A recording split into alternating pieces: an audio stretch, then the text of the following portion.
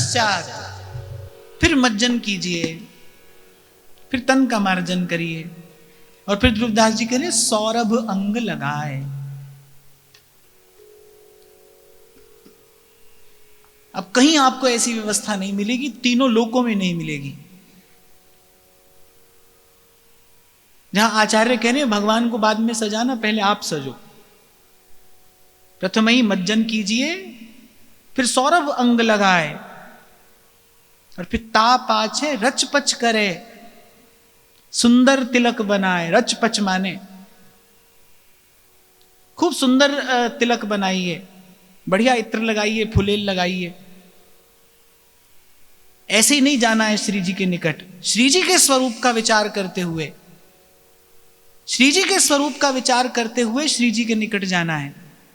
इसीलिए भजन की महिमा है भाई। भजन नहीं करोगे तो अपने इष्ट के स्वरूप और स्वभाव का बोध कैसे होगा।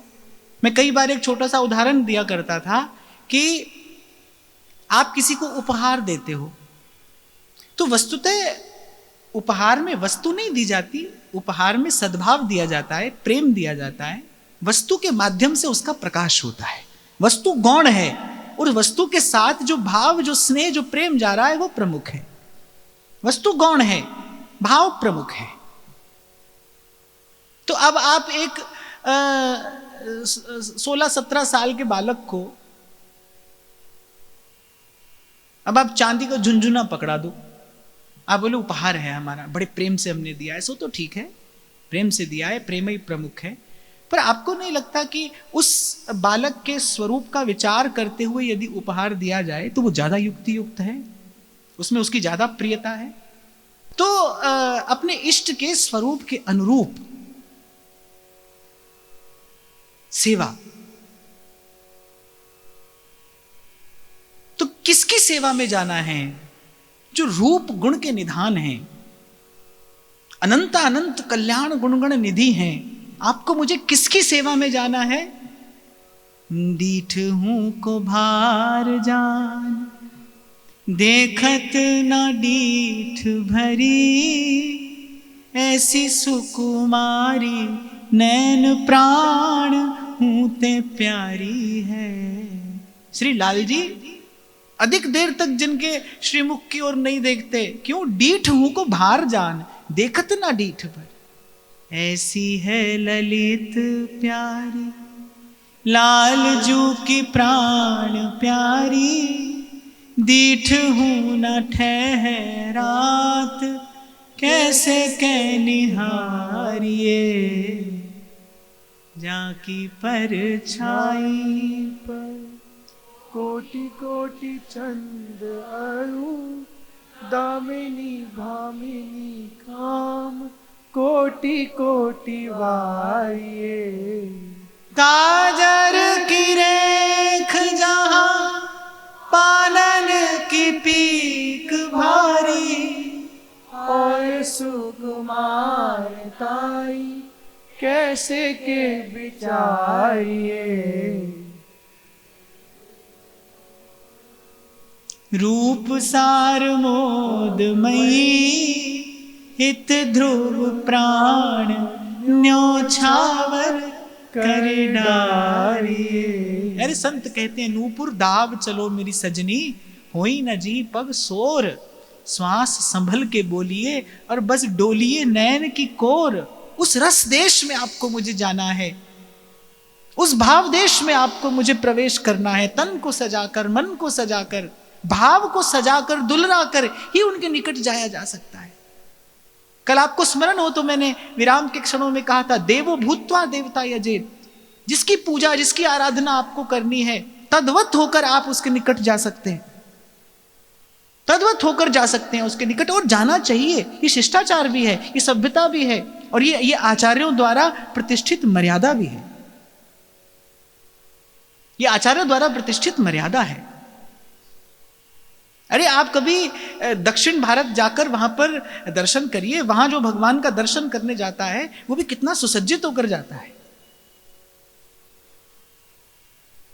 आज भी हमारे श्रीनाथ जी की जब आरती होती है, श्री गोवर्धन नाथ की जब आरती उतारी जाती है, तो जो आरती करता है उसके उसके उसके हाथ में सुंदर आभूषण होगा, उसके पाँव में सुंदर आभूषण होगा, उसके कंठ में सुंदर आभूषण होगा, और सर्व प्रकार से सुसज्जित होकर प्रभु के सन्मुख जाया जाता है। रूप गुण के निधान की सेवा में आप जा रहे हैं, और यही इस सेवा की अद्भुत महिमा है। इसीलिए मैंने कहा कि ज्ञान मार्ग जो है वो तन को एक ओर रख देता है, वो तन में है बुद्धि करता हुआ तन को एक ओर रख देता है, पर भक्ति की यात्रा का तो आरंभ तन से ही होता है। तन से मन, मन से बुद्धि, बुद्धि से चित्त, और चित्त से फिर आपका सूक्ष्म अहम। तो फिर ता पाछे रच पच करे सुंदर तिलक बनाए, जो आचार्य द्वारा प्रदत्त वो सुंदर तिलक है। वो तिलक क्या है? वो आचार्य से संबंध का परिचायक है, कि हमारे आचार्य से संबंध है। वो वस्तुतः आचार्य के चरणों में प्रणाम है। जो मस्तक पर तिलक धारण किया जाता है ना, वो आचार्य के चरणों में प्रणाम है, वो आचार्य से आपके संबंध का परिचायक है। रच पच करे सुंदर तिलक बनाए, और फिर बड़ी गंभीर बात कहते हैं, तिय के तन को भाव धरी सेवा हित सिंगार, युगल महल की टहल को तब पावे अधिकार। सखी के अतिरिक्त किसी का महल में प्रवेश नहीं है। केवल प्रियाजू की अनुचरी, केवल प्रियाजू की किंकिरी, प्रियाजू की सहचरी ही निकुंज महल में प्रवेश पा सकती है। गोप्यैक भावाश्रया महाप्रभु कहते हैं, और किसी का वहां पर प्रवेश नहीं। गर्ग संहिता में कथा आती है, ब्रह्मा जी को रोक लिया द्वार पर। गोलोक गए थे ब्रह्मा जी दर्शन करने, निकुंज की ओर तो ब्रह्मा जी नहीं आते, गोलोक गए थे दर्शन करने। वहां ही द्वार पर खड़ी सखी ने रोक लिया, बोले आप नहीं जा सकते। ब्रह्मा जी ने कहा ब्रह्मा जी को रोक रही हूं, हम ब्रह्मा हैं। सखी ने कहा वो तो मुझे दिख रहा है आप ब्रह्मा हैं। कहां के ब्रह्मा हैं? ब्रह्मा जी ने कहा ब्रह्मा भी दो चार होते हैं क्या? तो सखी के हाथ में छड़ी थी, द्वार पर लिए ठाड़ी थी। उस छड़ी से ही संकेत किया। बिरजा नदी बहती है, गोलोक धाम के चारों ओर प्रवाहमान रहती है। जैसे जल में गेंद लुढ़कती है, ऐसे गेंद की भांति अनेक अनेक ब्रह्मांड लुढ़क रहे थे। तो गोपी ने कहा देखो कि जितने ब्रह्मांड हैं उतने ही ब्रह्मा हैं, तो इसीलिए मैंने आपका परिचय पूछा है, कौन से ब्रह्मांड के ब्रह्मा हो? तो ब्रह्मा जी ने कहा कि चलो पता लगाकर फिर लौटेंगे। यानी किसी का अधिकार नहीं है, कोई प्रवेश नहीं पा सकता। महाप्रभु ने बार बार सुधानिधि में स्पष्ट किया, गोप्यैक भावाश्रया, इन आचार्यों ने तो ये भाव भावना आपको मुझे प्रदान की है। इस भाव भावना से अपना श्रृंगार करके ही श्री प्रियालाल के निकट जाया जा सकता है। जुगल महल की टहल को तब पावे अधिकार, तिय के तन को भाव धर। जिन सुकुमारी प्रियाजू की आपको मुझे सेवा करनी है, कैसे सुकुमार युगल हैं, इंद्र नीलमणि श्याम मनोहर शात कुंभ तन गोरी। कैसे सुकुमार युगल हैं, कैसे सुंदर, कैसे सुकोमल, ऐसे युगल की सेवा में आपको मुझे जाना है। ये तिय शब्द यहां पर दिए। तिय का अभिधा अर्थ होता है स्त्री, तिय स्त्री को कहते हैं। पर यहां स्त्री का अर्थ क्या लेना चाहिए? यहां स्त्री के देह से अर्थ नहीं है। स्त्री में जो स्वाभाविक गुण होते हैं, सुकुमारता, सुकोमलता, उसके स्वभाव में जो सुकोमलता है, जो सुकुमारता है, जो समर्पण की भावना उसमें है, जितनी भी सुकोमल भावनाएं हैं, यहां उन सुकोमल भावनाओं को ग्रहण करना चाहिए। और एक और बात यहां पर समझने की है कि तिय के तन को भाव धर। अभी कुछ लोग क्या करते हैं कि लहंगा फरिया पहनकर और अपना वैसा ही श्रृंगार बनाकर चल देते हैं। मैं तो यहां पर एक बात बड़ी विनम्रता पूर्वक आपको निवेदन कर रहा हूं। कभी कभी मुझे ऐसा चित्र देखने को मिल जाता है कि श्री महाप्रभु जी के स्वरूप का भी कुछ लोग ऐसा ही श्रृंगार कर देते हैं। अरे विचार करो, निकुंज से स्वयं सहचरियां ही इस धराधाम पर अवतरित हुई। वो चाहती तो स्वयं अपना वैसा श्रृंगार कर लेती। अरे आचार्य के सुंदर वपु का दर्शन करिए। सेवक जी महाराज कहते मार विमोहन तन धर्यो, शुभ्रू सुष्टु ललाट पट सुंदर कर्णम, नयन कृपा अवलोक प्रणत आरत हरणम। आप एक बार आचार्यों के स्वरूप का दर्शन करिए, आप श्री महाप्रभु जी के स्वरूप का दर्शन करिए। आप कभी श्रीमद् वल्लभाचार्य के स्वरूप का दर्शन करिए, आप चैतन्य महाप्रभु का दर्शन करिए, ये आचार्य वपु ही इतना दिव्य है। तो जब आचार्य का दर्शन करें तो आचार्य के वपु का ही उसमें दर्शन करना चाहिए, इसकी कोई आवश्यकता नहीं है। मैं अपनी बात बता रहा हूं, ये मेरा एक बड़ा निजी विचार है, आप माने कोई आवश्यक नहीं है, मैं अपने मन की भावना यहां से कह रहा हूं, मुझे लगता है इसकी कोई आवश्यकता नहीं है। महाप्रभु जी के स्वरूप को चुनरी ओढ़ा दी, नाक में नथ पहना दी, अरे आचार्य में आचार्य के वपु का दर्शन करना चाहिए। कितना सुंदर, कितना दिव्य और अंतर को निर्मल कर देने वाला श्री महाप्रभु जी का स्वरूप है। सेवक जी महाराज ने सेवक वाणी के एक पूरे प्रकरण में महाप्रभु जी के स्वरूप का ही गान किया। प्रथम प्रकरण में कहते मार विमोहन तन धर्यो, अर्थात कामदेव के रूप को भी मोहित करने वाला, कामदेव के दर्प का दलन करने वाला आचार्य का वपु है। ऐसा दिव्य विग्रह धरकर वंशी आई है इस लोक में, उसी वपु का दर्शन करना चाहिए, उसी को हृदय में धारण करना चाहिए, वही आराध्य है, वही ध्येय है। क्या होता है कि कभी कभी देखा जाता है कि प्रज्ञा के अभाव में भावुकता भटक जाती है, मुझे ऐसा लगता है। इसीलिए बार बार आपसे कहा जाता है कि गुरुजनों के पीछे रहिए, उनका अनुगमन करते रहिए, और गुरुजनों द्वारा जो पद्धति आपको बताई है सम्यक प्रकार से उसका अनुष्ठान करिए, गुरुजनों के अनुशासन में रहिए, मनमुखी चाल मत चलिए। अब आज देखा जाता है बाहर कि कैसे छोटी छोटी डलिया में, टोकरी में उठा उठा कर लोग प्रभु को डोलते हैं, अपने आराध्य को, अपने इष्ट को, और फिर केवल एक बात कह दी जाती है, बोले भगवान तो बस भाव के भूखे हैं, भाव के ही भूखे हैं। भाव के भूखे तो हैं, पर भाव तो सर्वोपरि वस्तु है, भाव सर्वोपरि वस्तु है। अभी कल ही शायद मैं सुन रहा था, शंभू जी मुझे सुना रहे थे, आचार्य श्री पुंडरीक जी गोस्वामी वो एक बात कह रहे थे, मुझे बड़ी अच्छी लगी। उन्होंने कहा कि जो वस्तु सहज हो उसका यह अर्थ नहीं लगाना चाहिए कि वस्तु साधारण है। सहज होना एक बात है, साधारण होना दूसरी बात है। भगवान सुलभ तो हैं, पर भगवान सस्ते नहीं है। सुलभ तो हैं, वो भक्ति से सुलभ हैं, पर उनको सस्ता नहीं मानना चाहिए। जिस पवन में आप श्वास ले रहे हैं वो बड़ी सहज है, पर साधारण नहीं है। रुक जाए, 2 घड़ी के लिए रुक जाए तो त्रिलोकी में हाहाकार मच जाएगा। बड़ी सहज है पर साधारण नहीं है। जल सहज है पर साधारण नहीं है। ऐसे ही आचार्यों की कृपा से, मैं तो कहता हूं ये वल्लभाचार्य महाप्रभु की कृपा है कि जो घर घर में आज गोपाल खेल रहे हैं, ये आचार्य की कृपा है, ये श्री गोसाई जी की कृपा है। ये सहज तो है कि उनकी कृपा से हमको ये वस्तु सहज हो गई, लेकिन इसे साधारण नहीं मानना चाहिए, साधारण नहीं मानना चाहिए। और गोपियां परिचय देती हैं अपनी इस विशुद्ध और अत्यंत सुंदर भक्ति भावना का। वो कहती हैं कि नखलु गोपिका नंदनो भवान अखिल देहि नाम अंतरात्मदृक्। ये तो आपकी कृपा है जो आप इस प्रकार से हमारे मध्य में क्रीड़ा करते हैं, पर आपके चरणों के ध्यान के प्रभाव से, प्रताप से हम जानते हैं कि आप केवल यशोदानंदन नहीं है, आप सर्व कारण भी हैं, आप सर्वंतर आत्मा भी हैं, आप सबके स्वामी भी हैं, आप सर्वाधार और सर्वेश्वर भी हैं, आप जगन्नाथ भी हैं, आप जगन नियंता भी हैं। ये तो आपकी कृपा है जो आप हमारे हित के लिए, जो आप हमारे प्रेम के लिए, हमारे मन के विविध भावों की पूर्ति के लिए इस प्रकार हमारे मध्य में इतनी सहजता से विराजमान है। तो श्री ठाकुर जी सहज है, इसका अर्थ ये नहीं कि उनके स्वरूप की अवहेलना कर दी जाए, भाव के नाम पर आप कुछ भी करने लगे, कुछ भी परोसने लगे। कैसा जीवन है, और बस पहन लिया लहंगा फरिया, पूछो कौन है, सखी हैं। अरे एक बार सखियों के स्वरूप का विचार तो करिए, कैसा सखियों का हृदय है जो श्री जी के चरणारविंद के भजन के बल पर श्याम सुंदर से मिलने वाले किसी एकांतिक प्रेम धन को भी एक ओर रख देती है। ऐसा सखी का हृदय है। आप देखो हमारा मन तो संसार की 2 कौड़ी की वस्तु पर डोल जाता है। क्या ऐसा मन, क्या ऐसा भाव सखी कहलाने योग्य है?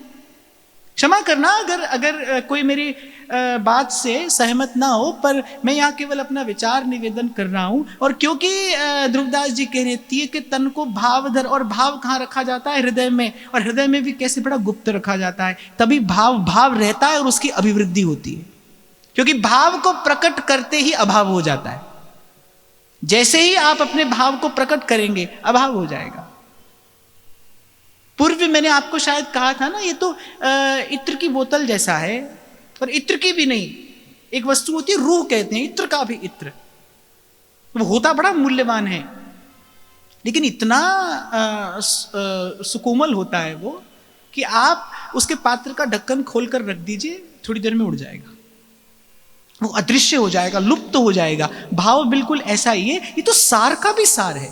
सब साधनों के फल स्वरूप जो सिद्धि प्राप्त होती है उसे अंतःकरण की शुद्धि कहते हैं, और अंतःकरण की शुद्धि के भी परिणाम स्वरूप जो वस्तु प्राप्त होती है उसे भाव कहते हैं। तो भाव सार का भी सार है, वो तो सर्वथा छिपाकर दुराकर रखने योग्य है। यदि आप चाहते हैं कि भाव बढ़े तो उसे छिपाकर रखना चाहिए, और प्रयास पूर्वक छिपाकर रखना चाहिए। खूब प्रयत्न करो कि आपका भाव प्रकट ना हो जाए, किसी को खबर ना पड़े कि आप कैसा भजन करते हैं, आप भजन में आपकी क्या स्थिति है, कोई जानने ना पाए।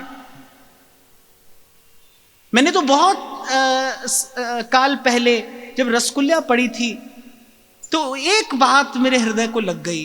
जब रसकुल्लाकार कहते हैं अपने मन से भी छुपाकर भजन करिए, आपके मन को भी खबर ना पड़े कि आप भजन करते हैं। यद्यपि तब बहुत समझ में नहीं आई थी ये बात, पर अब गुरुजनों की कृपा से धीरे धीरे इसका अनुभव हो रहा है। अपने मन से भी छिपाकर भजन करिए, किसी को खबर ना पड़े। अरे अधिक से अधिक संसार यही तो कहेगा नहीं करते भजन, हाँ भाई नहीं करते, पर अंतर्यामी जानी है अंतर्गत का भाव। और ब्रजभूमि की महिमा क्या है, क्यों 3 लोक से न्यारी ये ब्रजभूमि है, क्यों प्रभु भी इसके प्रेम में बंधे हैं, क्यों? क्योंकि प्रभु को प्रकट नहीं करती, छिपाती है, ये गोपन करती है, ये भगवत तत्व का भी गोपन कर लेती है। 3 लोक का ठाकुर यहां पर आकर छिपता है, छिप जाता है, ब्रह्मा भी नहीं पहचान पाते। आप देखो जो ब्रह्मा जी गर्भ स्तुति करने गए, सब देवताओं को साथ लेकर सबके नायक बनकर गए, वही ब्रह्मा जी भगवान की लीला देखकर मोहित हो गए, मोह हो गया ब्रह्मा जी को। क्यों? क्योंकि ब्रजवासी कुछ ऐसे ही हैं जो छिपा लेते हैं कन्हैया को, इसीलिए कन्हैया का उनसे प्रेम है। प्रकट करने की वस्तु नहीं है भाई, भाव प्रकट करने की वस्तु नहीं है। इसीलिए मनमुखी चाल चलने वाला जीव कहीं नहीं पहुंचता है। ये जो बार बार आपको कहा जाता है ना कि आचार्यों के मार्गदर्शन में रहिए, आपके जीवन में किसी आचार्य परंपरा का होना बड़ा आवश्यक है। आपको यदि वात्सल्य भाव प्रिय है तो फिर जाइए वल्लभाचार्य महाप्रभु की शरण में जाइए, गुसाई जी से सीखिए कैसे सेवा करना है। आपको गोपी भाव प्रिय है तो चैतन्य महाप्रभु के पीछे पीछे चलिए, और आपको ये निकुंज की भजन भावना, ये भाव भावना प्रिय है, फिर आइए, फिर हितजू की शरण में आइए। श्री हरिवंश शरण जे आए, श्री वृषभानु कुंवरी नंद नंदन निज कर अपनी चिट्ठी चढ़ाए। फिर वृंदावन आइए, फिर यहां पर आकर कोई और बात समझ में ना आए तो वृंदावन की गलियों में भ्रमण करते हुए राधा वल्लभ कुंज बिहारी, राधा वल्लभ कुंज बिहारी, लाल लाडली प्रीतम प्यारी, लाल लाडली प्रीतम प्यारी। तो तीय से हमें क्या अर्थ लेना है?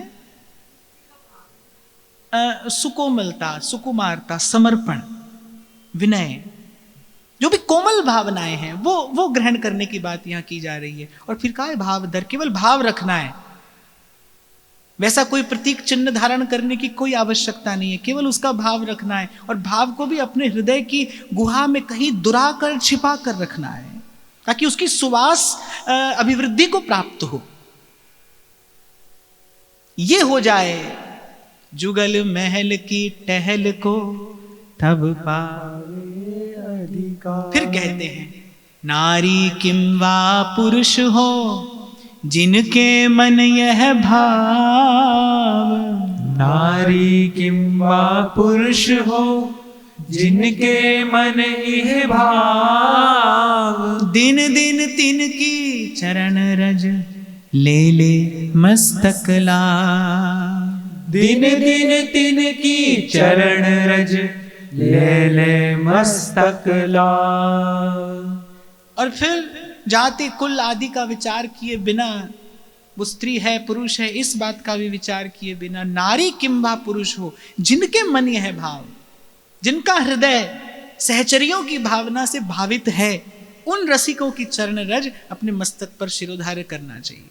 अब भाई मुझे तो इसका एक समाधान मिलता है, इस प्रकार हमारे भाग्य में रसिकों का दर्शन सुलभ ना हो तो कहाँ जाएं? वृंदावन की रज अपने मस्तक पर धारण करिए। ये रसिकों की ही चरण रज है, जो वृंदावन की रज है ये रसिकों की ही चरण रज है।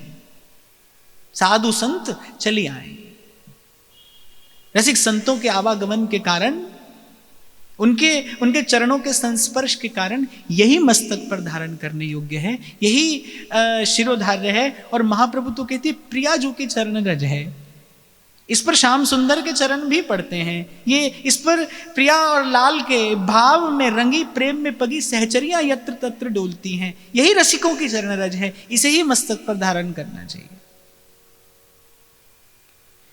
दुल्हिन दूल्हु छवि झलक ताहा राखे दो नैन। दुल्हिन दुल्हु छवि झलक ताहा राखे दो नैन। भाव तरंगन मन रंगे सुनत मधुर मृदु बैन। भाव तरंगन मन रंगे सुनत मधुर मृदु बैन। अब लिखा है दुल्हिन दूल्हु छवि झलक, अर्थात हृदय में राधा वल्लभ लाल की छवि का ध्यान हो और तहां राखे दो नैन।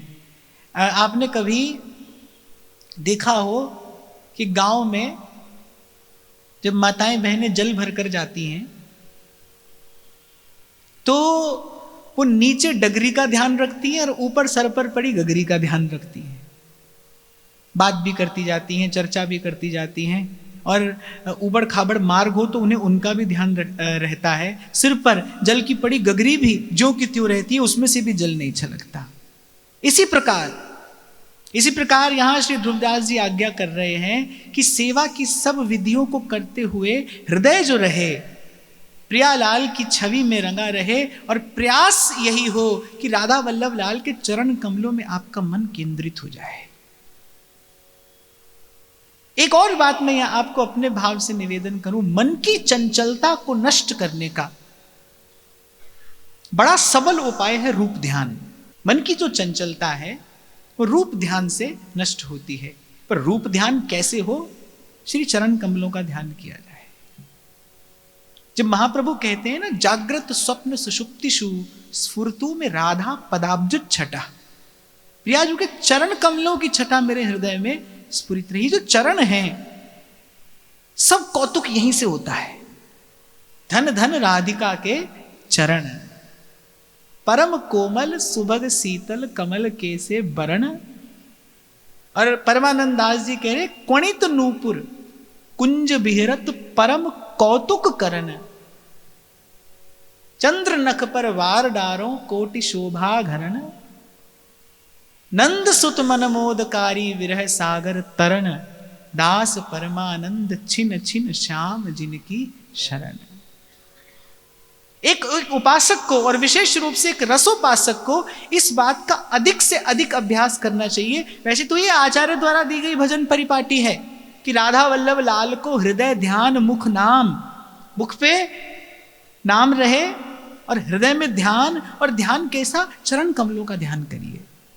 प्रयास करिए कि आपकी चित्तवृत्ति चरण कमलों में एकाग्र हो जाए, चरण कमलों में समाहित हो जाए।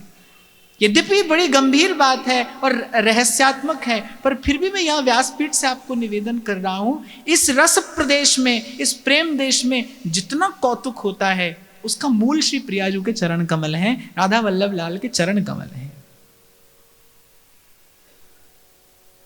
हाँ, संतों की ये कृपा है, ये उनकी उदारता है कि वो बड़े बड़े रहस्य आपके मेरे सामने उद्घाटित कर देते हैं। सहज में बता दिया रसिकों ने आपको, मेरो राधा वल्लभ लाल ओ लाल, मन रखियो अपने चरणन में। मेरो मन रखियो निज चरणन में, मेरो तन रखियो वृंदावन में।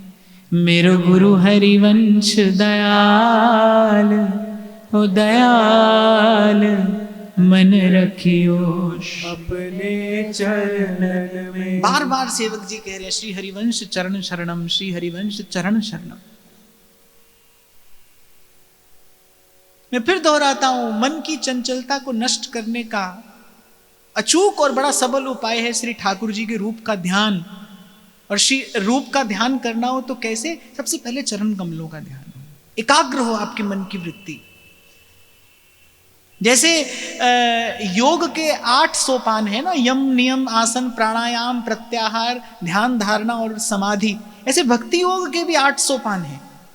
यहाँ का यम अपना है, यहाँ का नियम अपना है, यहाँ का आसन अपना है, यहाँ का ध्यान अपना है। भक्त को सतत ध्यान रहे बस अपने इष्ट और आराध्य के चरणों का। कुछ ऐसा ही संकेत ध्रुवदास जी यहाँ कर रहे हैं कि दुल्हिन दूल्हू छवि झलक और तहां राखे दो नैन। देखो नैन 2 हैं पर दृष्टि एक है। आप अपने 2 नेत्रों से एक समय 2 दिशाओं में नहीं देख सकते। नेत्र 2 हैं पर दृष्टि एक है, एक ही तरफ आप देख सकते हैं, एक ही ओर। कहां राखे 2 नैन? चरणों में। दुल्हिन दूल्हू छवि झलक।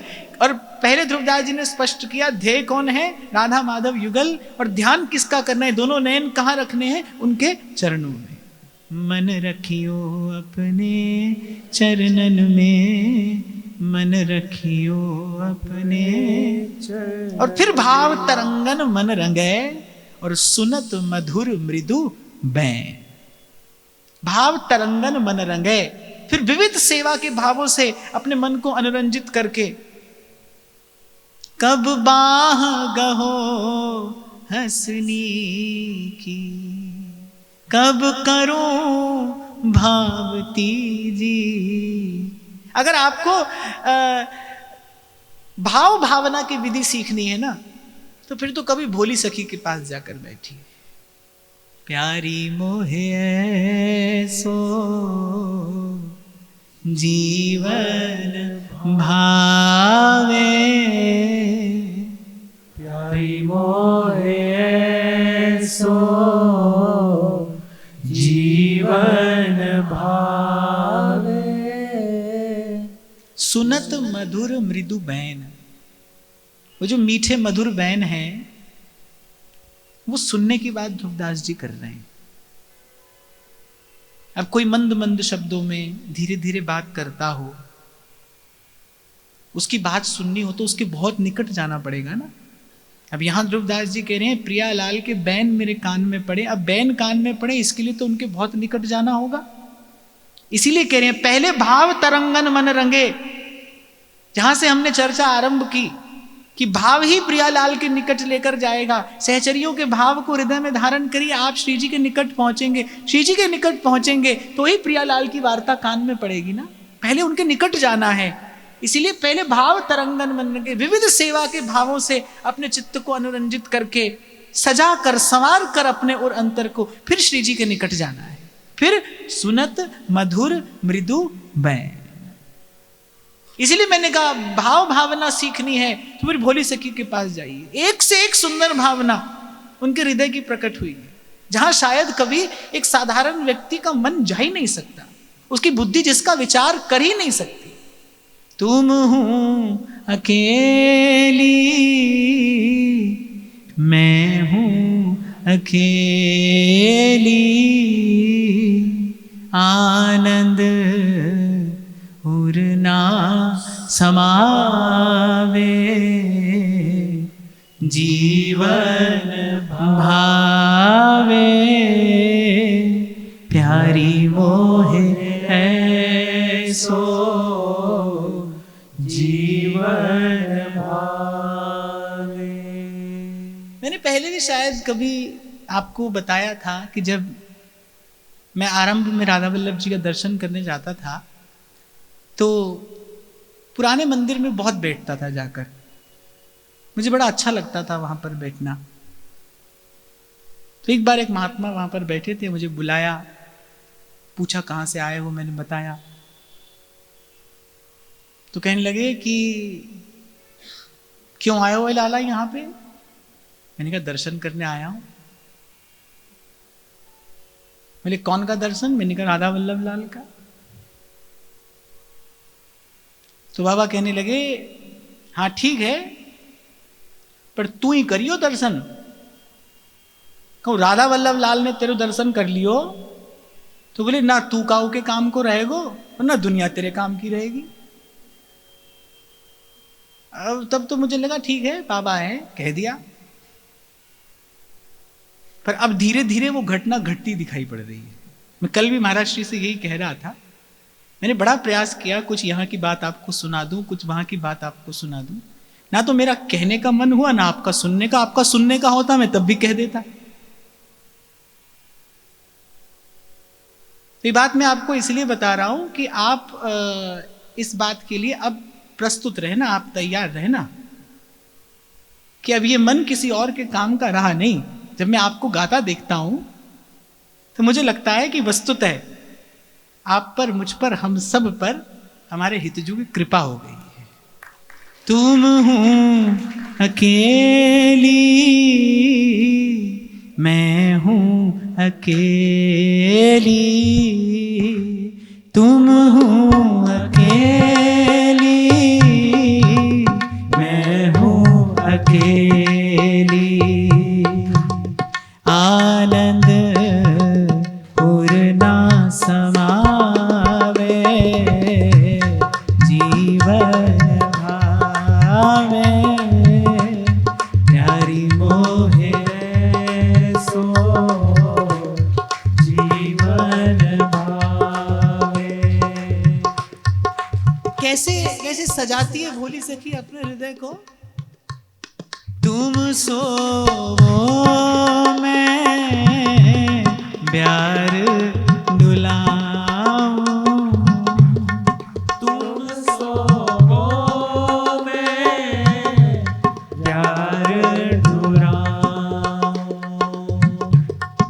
आनंद पूर्णा समावे, आनंद पूर्णा समावे, जीवन भावे, प्यारी मोहे सो जीवन भावे, प्यारी मोहे सो जीवन भावे, प्यारी मोहे सो जीवन भावे। तो दुल्हन दूल्हू छवि झलक, राधा वल्लभ लाल का ध्यान। और राधा वल्लभ लाल का ध्यान भी कैसा कि ये जो हृदय है, ये जो मन है, ये मधुकर होकर, भ्रमर होकर,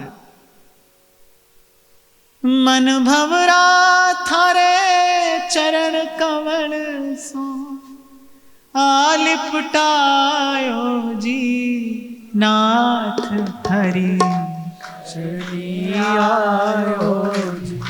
भ्रमर की भांति आप देखो, कभी आपने देखा हो भमरे को उसकी कणिका पर बैठकर उसके मकरंद रस का पान करते हुए, तो बयार बहती है, फूल हिलता है, फूल हिलता है, मानो वो भंवरे को निषेध कर रहा हो।